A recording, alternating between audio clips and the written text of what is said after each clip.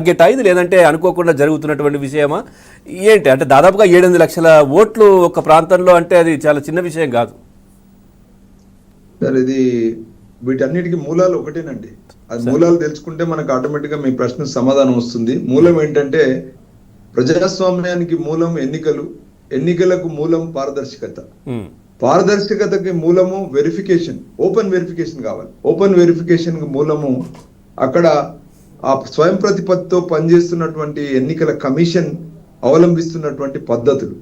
కానీ మన ఎన్నికల కమిషన్ దురదృష్టవశాత్తు స్వయం ప్రతిపత్తి, నామమాత్రంగా స్వయం ప్రతిపత్తి ఉన్నటువంటి మన ఎన్నికల కమిషన్ అంతర్గత ప్రజాస్వామ్యం లేని రాజకీయ పార్టీలు, పార్టీ ఫండ్ ట్రాన్స్పరెంట్ గా ఉండదు, పార్టీలలోనే ప్రజాస్వామ్య బద్ధంగా ఎన్నుకునే పద్ధతి లేనటువంటి రాజకీయ పార్టీలు ఇవాళ ఎన్నికల్లో గెలవడానికి ఎలక్షన్ కమిషన్ ను నియంత్రణలో పెట్టుకున్నప్పుడు వారికి ఇవ్వాల్సినటువంటి విధులు, నిధులు, బాధ్యతలు ఇచ్చే విషయంలో 16 రిఫార్మ్స్ 70 సంవత్సరాల్లో ముందు పెట్టినప్పటికీ ఏ అసెంబ్లీలో కానీ పార్లమెంట్లో కానీ ఒక నిమిషం కూడా మాట్లాడే అవకాశం ఇవ్వనటువంటి ఈ రాజకీయ పార్టీలు, వీరి అండర్లో నడుస్తున్నటువంటి ఈ ఓటర్ లిస్టుల నమోదు, అదే మీరు ఇంతకుముందు వారు చెప్పినట్టు ఈవీఎంలు కావచ్చు, ఎన్నికల్లో జరుగుతున్నటువంటి ప్రతి ఒక్క అవకతవకలు, ఏదైతే మనం కోడ్ ఆఫ్ కండక్ట్ అని చెప్పుకుంటున్నామో, అసలు కోడ్ ఆఫ్ కండక్ట్ అనేది దానికి ప్రతి 5 సంవత్సరాలకు మేము దాదాపు గత 5 ఎన్నికల్లో మేము ప్రతిసారి ఎన్నికల కమిషన్ ను మేము ప్రశ్నించేది ఏంటంటే, ఒక ఎన్నికకి ఇంకో ఎన్నిక మధ్యలో జరుగుతున్నటువంటి అవకతవకల విషయంలో మీరు ఎందుకు విచారణ జరపడం లేదు, ఒకవేళ విచారణ జరిపితే దాని యొక్క రిపోర్ట్స్ బయటికి ఎందుకు రావట్లేదు అని అడిగితే, ఇంతవరకు మీరు ఎన్నికల సమయంలో పట్టుకున్నటువంటి ఓటర్ నమోదు వ్యవహారాలు కావచ్చు, లేకపోతే ఎన్నికల సమయంలో కోడ్ ఆఫ్ కండక్ట్ కావచ్చు, లేదా రిజల్ట్స్ వచ్చినాక విషయాలు కావచ్చు, ఏదైనా కూడా మీడియా ద్వారా లేదా ఎన్నికల కమిషన్ ద్వారా నోట్ అవుతున్నటువంటి సమస్యలకి అక్కడ ఒక స్వయం ప్రతిపత్తి కలిగినటువంటి ఎలక్షన్ కమిషన్ కి ఒక వ్యవస్థ లేదు ఇప్పటి వరకు. ఆ వ్యవస్థ పని ఏంటంటే ఎన్నికకు మధ్యలో జరుగుతున్నటువంటి ఇలాంటి అవకతవకల మీద ఒక వెరిఫికేషన్ జరగాలి. ఆ వెరిఫికేషన్ ద్వారా ఒక ప్రభుత్వాలకి ఒక నివేదిక ఇస్తూ ఎప్పటికప్పుడు రిఫార్మ్స్ తీసుకురావాలి. కానీ ఇదే ఇప్పుడు ఏదైతే మొన్న ఎన్నిక తర్వాత అపోజిషన్ లో కూర్చున్నటువంటి కాంగ్రెస్ పార్టీ ఈ రోజు రాహుల్ గాంధీ గారు ఇచ్చినటువంటి ఫస్ట్ టైం, అంటే గత 70 సంవత్సరాల్లో ఎలక్షన్ కమిషన్ మీద, ఓటర్ల లిస్టు మీద ఏ పార్టీ ఇంతవరకు ఇంత సుదీర్ఘమైనటువంటి ఎలిగేషన్ వేయలేదు. అంటే అంత గతంలో జరగలేదని కాదు, అపోజిషన్ లో ఉన్నప్పుడు అన్ని పార్టీలు మాట్లాడతాయి, అధికారానికి వచ్చే మాత్రం ఎవడు మాట్లాడు.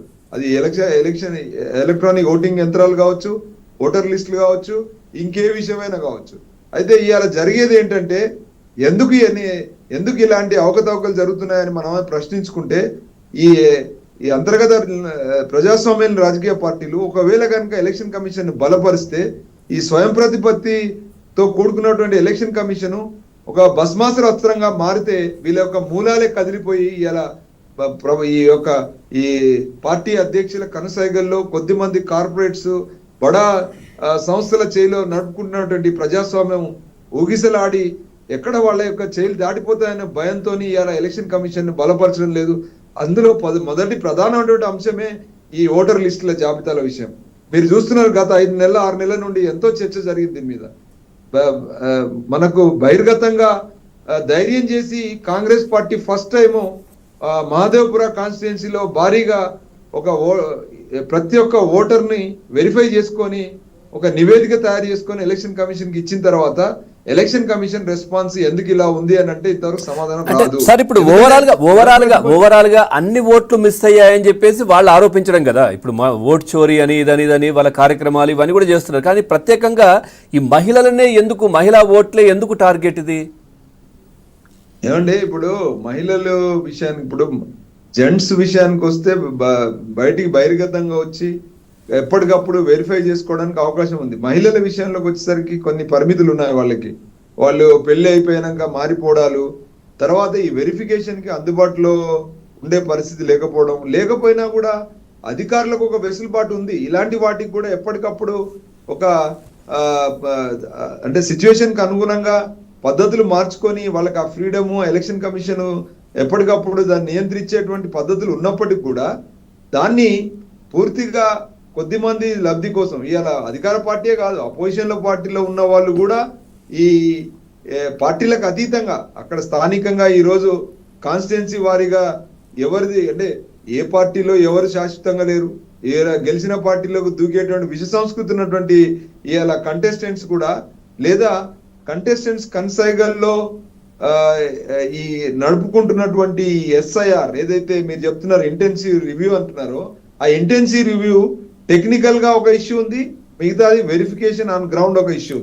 టెక్నికల్ ఇష్యూ వచ్చేసరికి ఒకవేళ ఎస్ఐఆర్ లో అవకతవకలు కనుక దొరలడంలో వెరిఫికేషన్ ద్వారా ఒక క్షేత్రస్థాయిలో అధికారులే తప్పని చెప్పేసి మనం నిజ నిర్ధారణ చేస్తే ఎలక్షన్ కమిషన్ కు వాళ్ళ మీద యాక్షన్ తీసుకునేటువంటి చర్య ఏముంది అంటే సమాధానం లేదు. కాబట్టి యథేచ్ఛగా ఏమైనా చేయొచ్చనేటువంటి పద్ధతిలో వీళ్ళను దుర్వినియోగపరుస్తున్నారు అనేది ఒక ఎలిగేషన్. రెండో ఎలిగేషన్ ఏంటంటే ఈ రోజు ఇది జరగకపోవడానికి కారణం ఏంటంటే ఆన్లైన్ వెరిఫికేషన్ అనే దానికి పరిమితం అవుతున్నారు. ఆన్లైన్ వెరిఫికేషన్ ద్వారా వచ్చే అతిపెద్ద సమస్య ఏంటంటే ఇది వెరిఫైబుల్ కాదండి. నేను గతంలో కూడా మీకు తెలుసు దేశవ్యాప్తంగా ఎలక్ట్రానిక్ ఓటింగ్ యంత్రం మీద గత 15 సంవత్సరాల నుంచి పోరాడుతున్నాను. ఈసారి 4వ నేను సుప్రీంకోర్టుకి వెళ్ళాను. మళ్ళీ ఈ వెరిఫికేషన్ అనేది ఆన్లైన్ లో పాసిబుల్ కాదండి. ఈ ఆన్లైన్ వ్యవస్థనే దానివల్లనే మనం వీవీప్యాట్ తెచ్చుకున్నాం. కానీ ఇక్కడ ఓటర్ లిస్టుల విషయంలో కూడా వెరిఫికేషన్ అనేది పద్ధతులు ఉన్నాయి, కానీ ఎలక్షన్ కమిషన్ కి దాని మీద పట్టు లేదు. వాళ్ళు దుర్మార్గంగా స్థానికంగా ఉన్నటువంటి ఇక్కడ కంటెస్టెంట్ స్ట్రాంగ్ గా ఉన్నటువంటి కొన్ని శక్తుల మీద ఆధారపడాల్సిన పరిస్థితి ఉంది.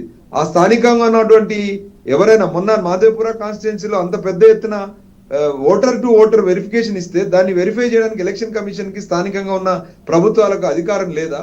అది కౌంటర్ వెరిఫై చేయలేమా? ఈజీగా చేయొచ్చు, కానీ వాళ్ళకి చిత్తశుద్ధి లేదు. అది జరిగితే ఎన్నో విధాలుగా అనర్థం జరిగేది ఇప్పుడు ఉన్నటువంటి అపోజిషన్ లో పార్టీలకు జరుగుతుంది, రూలింగ్ పార్టీలకు కూడా జరుగుతుంది. నష్టపోయేది ఓటర్లు, నష్టపోయేది మహిళా ఓటర్లు అతి ఎక్కువ అని మనకు తెలుస్తుంది ఇక్కడ. Right sir. Political economy researcher Srujana Yadav garu ఉన్నారు. మేడం నమస్కారం. నమస్కారం అండి. మేడం, అతిపెద్ద ప్రజాస్వామ్య వ్యవస్థ ప్రపంచంలో నిజంగా చెప్పాలంటే ఇండియాలో ఓటింగ్ కావచ్చు, ఇవన్నీ కూడా ఎట్లా జరుగుతాయో మీకు తెలుసు. ఎందుకు ఇట్లాంటి లోపాలు జరుగుతున్నాయి? ఎందుకు 2019లో మనం చూస్తే